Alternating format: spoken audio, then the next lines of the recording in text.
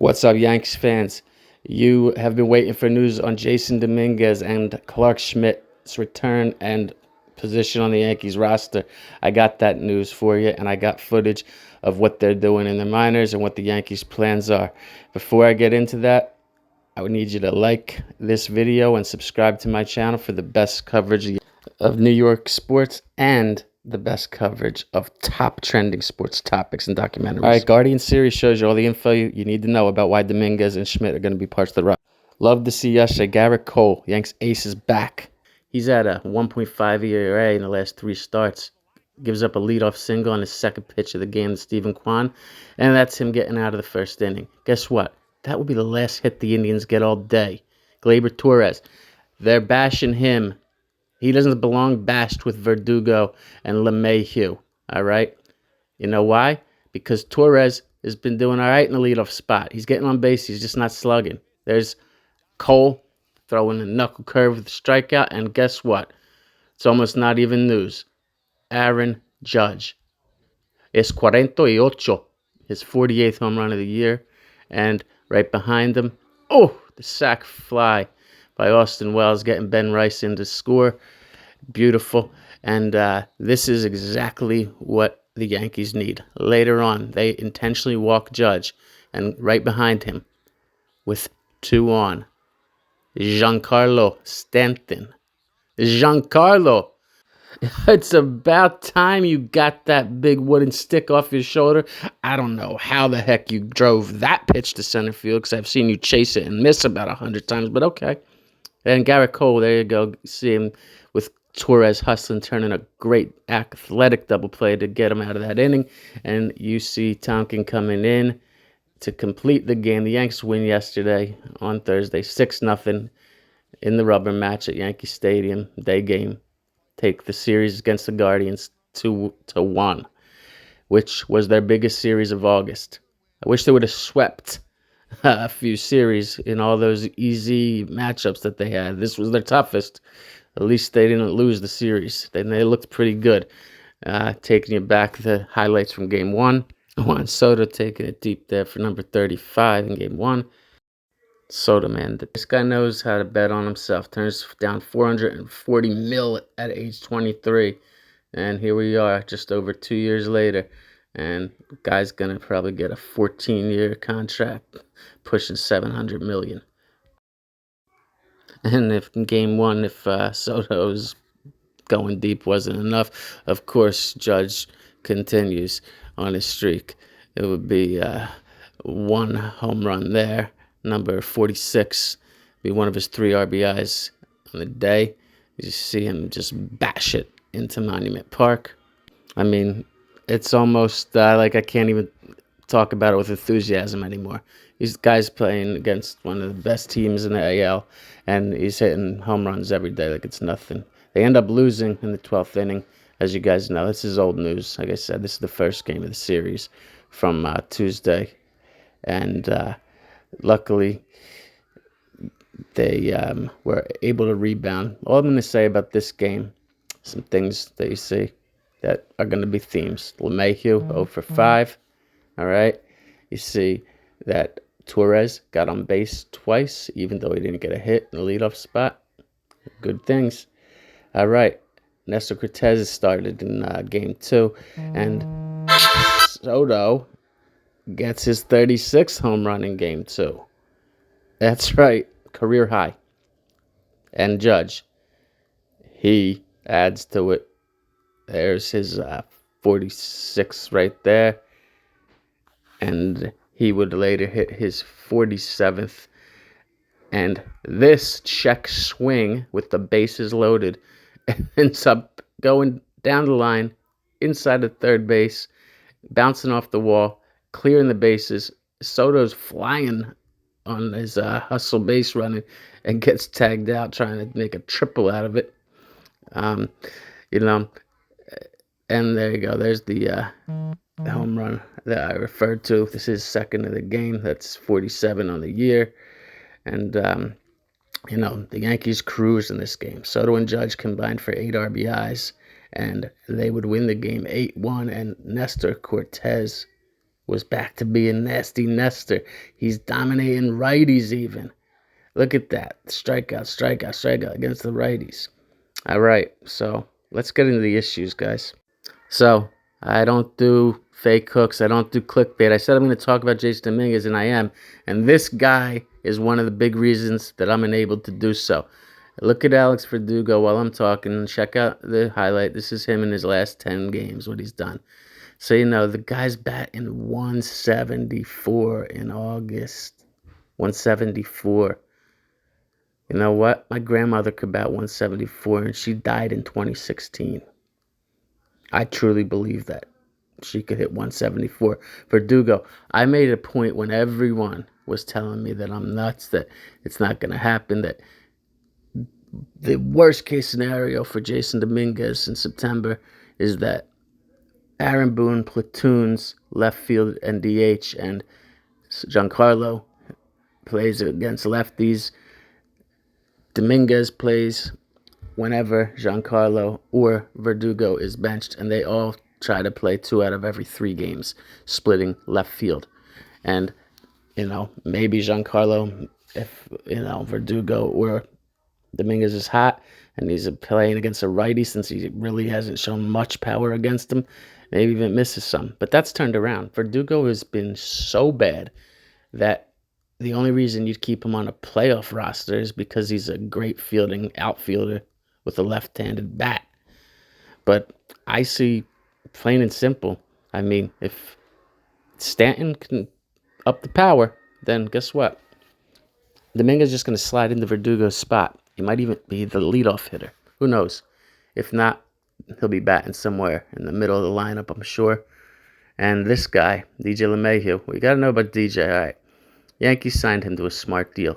He's a traditional baseball player out of the 80s when age 24 to 25 is, 23, 24, 25, that's when your prime starts, and it ends at 31, 30, 30, 31, 32. And then you have 3 years of decline and you're done. And by the time that you're 34, 35, 36, you're out. Well, wouldn't you know it? DJ LeMaheiu was 36 this year. And if you look at his last 3 seasons, all right, following a great first year with the Yankees, a even greater 50-game stretch in his second year, but he did miss 112 games. In this season, he is batting under 200, and he was injured for most of the year. The last 3 seasons, year 3, 4, and 5 with the Yanks, he's averaged about 135 games a season. He's averaged batting about 260, which is literally 35 points less than his career average at the start of that 3-year span. He brought himself down underneath the 300 career mark to around 290, and he can't slug at all. This guy has always been a contact hitter. He won a batting title in Colorado, but if he didn't have the ability to fill in and play any position in the field, he wouldn't be on the team right now because, even that grand slam he hit was a review grand slam. It barely got over the fence. When he had the walk-off hit, it was a dribbler single. He can make contact, but he can't put much more force on it than, again, my grandmother. And this guy, I don't know, with Chisholm coming back, with Oswaldo Cabrera, even with Peraza, there are guys that can push him. And if Torres, starts to hustle and starts to hit contact, he pretty much turns into what LeMaheiu is, except he's performing. Because Torres also is not slugging like the Gleyber Torres we know, and that's a mystery. But, over the last few games, he's batting about 275 with a 360-something on base in that leadoff spot. He's walking. He's getting singles. He's making big plays in the field. It's not crazy that I guess Anthony Rizzo could play first. It's not crazy. And LeMaheiu could be left off that postseason roster. Now look at Giancarlo. I want to pull up the stats that when he got hurt. Check out his June. He bats 304 in June with 5 home runs, right? 5 home runs in June. And if you look at his May stats, he's batting 217 with 7 home runs. So, May and June, right before he gets hurt, He is batting collectively about 250, slugging 500 with 12 home runs and 29 RBIs in about 40 games. Yeah, I mean, that's a guy on pace to hit 48 home runs and drive in 115 runs with a 250 batting average. That you get that out of Giancarlo Stanton at this point in his career, nobody can beat the Yankees. But he gets injured, like always. Like always. And let's not forget that the June and May followed an abysmal April. So in July, he comes back, very slow to come back. And he has a little stretch in August that he, against the Angels, where he hits, I think it started actually against, yeah, I think it was with the Angels. He hit some doubles, a home run. And I think it was 4 out of 5 games he had an extra base hit, and he had 7 RBIs in a 6-game stretch. So, you're looking at the beginning of August, okay. And then since then, he's done nothing until last night. It was a very big hit in a very big moment that they needed him to come through on a very bad pitch that he usually strikes out on. Let's hope he can turn it around.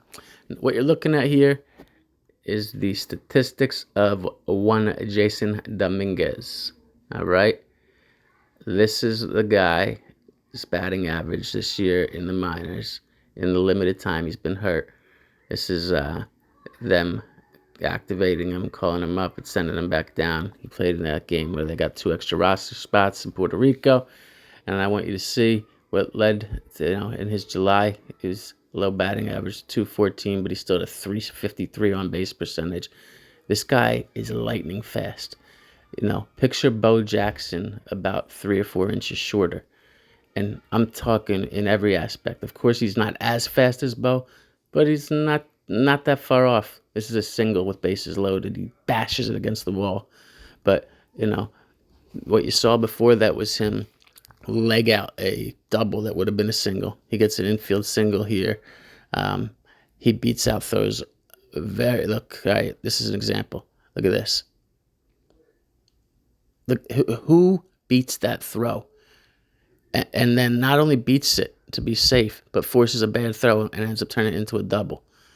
So this is the game right before the Yanks brought him up. He had 3 hits in 4 at-bats. He drove in a couple runs. He had a single, I think 2 singles and a double. Here's another single. Look at this. Are you kidding me? The guy beats out he is just like Bo Jackson. This is his last home run that he hit. This was about 10 days ago now.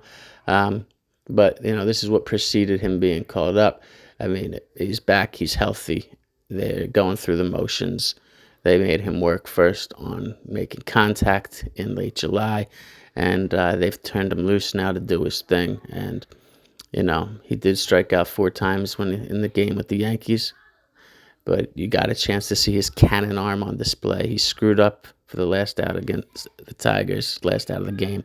He double clutched, but it was because I don't think he thought they were going to test him, and they did. Anyway, he's going to be on the team, and he's going to contribute. And if the Yankees are going to win, it's going to be because he's playing a prominent role. He can be a difference maker. And I know he's a rookie, but that's the batting order I want to see, what I just flashed on this screen. I want to see him leading off with Soto, Judge, Stanton behind him.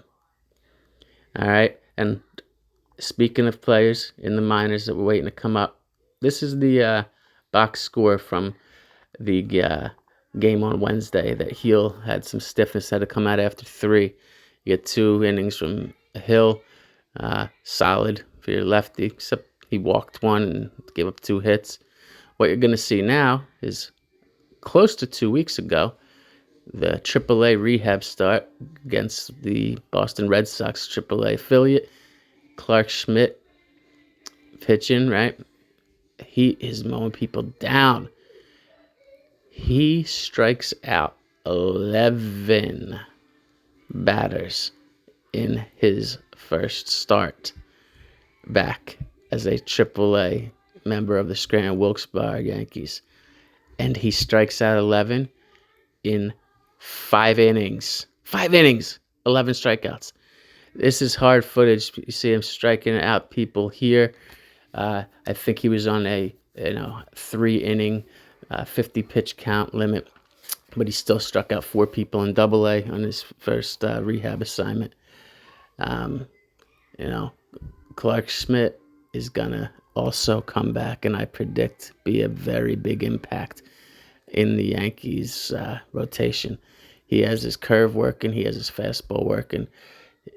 He's gonna be a part of their success.